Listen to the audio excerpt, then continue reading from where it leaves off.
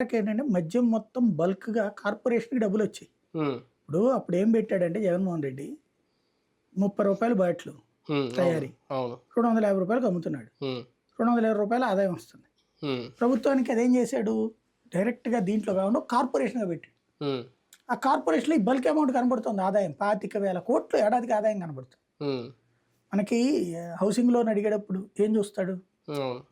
మన ఇప్పుడు ఆదాయ వనరులు చూస్తాడు. మన సిబిల్ స్కోర్. ఫ్యూచర్ ఎట్లా వచ్చేదనేది అదే. చూస్తాడు. అదే. అవును.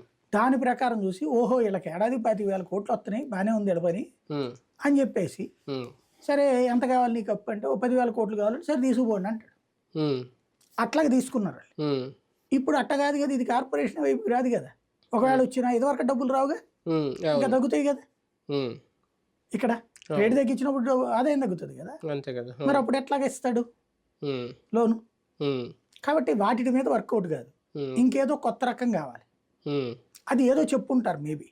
హ్మ్. నాకు ఈ రూట్‌లో కావాలి ఈ రూట్. కానీ ఈ ఎఫ్ఆర్‌బిఎం నిబంధనల ప్రకారం అప్పులు తీసుకోవడం ఇవన్నీ సంక్షేమానికి సంబంధించి ఆ నిధులకి లేదంటే జీతాలకి ఇవన్నీ కదా. అమరావతికి దానికి కూడా ఏమైనా సంబంధం ఉంటుందా? అమరావతి పూర్తి చేయడానికి లేదంటే అడిషనల్‌గా ఏమైనా నిధులు అడుగుతారా? నేను అనుకోవడం అమరావతికి ఏదైనా ఒక కార్పొరేషన్ లాగా పెడతారనుకుంటున్నా. ఆహా! అమరావతికి ఒక కార్పొరేషన్ పెట్టారనుకోండి. హ్మ్. దానికి మంచి వే ప్లాన్ చేయొచ్చు.